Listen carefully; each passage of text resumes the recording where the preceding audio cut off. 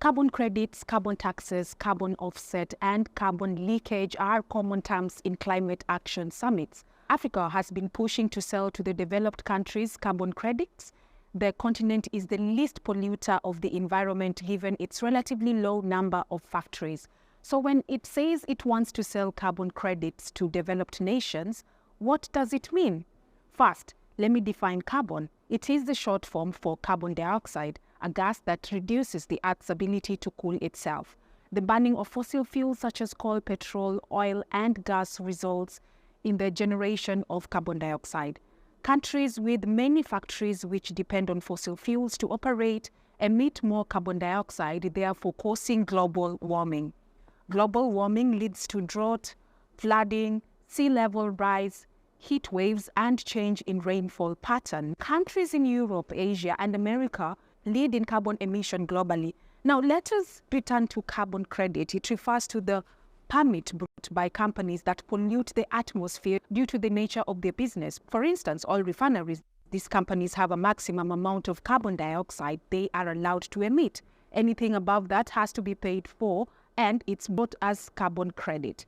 A single credit, which is sold for between 40 and 80 US dollars, allows for the emission of 1 extra ton of carbon dioxide. Please note that the fee applies to factories operating in countries that have carbon emission laws. The carbon credit market operates like this. A company is allocated by government the maximum level of carbon dioxide that it can emit. If it exceeds that amount, then it has to buy carbon credits from authorized agencies. For carbon offset, there are companies that, by the nature of their operations, remove carbon dioxide from the atmosphere. For instance, companies that grow trees for sale. Studies show that in 1 year, a mature tree absorbs nearly 22 kilograms of carbon dioxide from the air. A pollutant company can approach these carbon-removing farms and buy credits from them. This would imply that for every carbon unit the pollutant company emits, it is absorbed by the contracted company. This type of trade is called carbon offset. Carbon taxes, on the other hand, refer to the levies imposed by the government on people who use products that emit carbon gases such as driving petrol or diesel-powered vehicles.